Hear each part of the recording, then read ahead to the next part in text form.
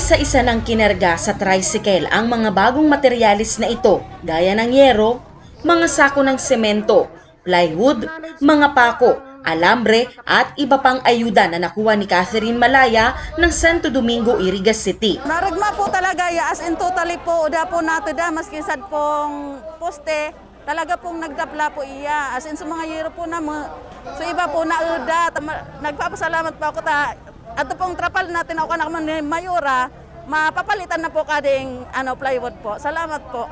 Masaya ring uuwi si Janelita Valenzuela na isa rin sa daan-daang naabutan ng tulong. Talagang dahil man siyang katabangan ka na mo, maski pa uno, na-resolve mo man, nakuha man kami kadi ang mga kulang pa ka na mo. Salamat. Ilan lang sila Nanay Catherine at Nanay Janelita sa may totally damaged houses sa Iriga City, bunsod ng magkakasunod na bagyo nitong nagdaang taon. Benepisyaryo sila ng Rehabilitation and Recovery Program ng Local Government Unit ng Iriga na pinamumunuan ni Mayor Madel Alfelor. Kami po nag-iansa dito, nag-aanap kami sa solusyon para makatabang kaninyong amin ng mga himanuan. Amo po? So okay, sabi nga ni Paganiaman Diyos, God helps those who help themselves. Padikit-dikit lang po, sana po maintindihan ka itong ibatang mga residents na totally damaged. Kasabay nito, ang libreng pamimigay rin ng palay seeds at fertilizers ng City Agriculture Office.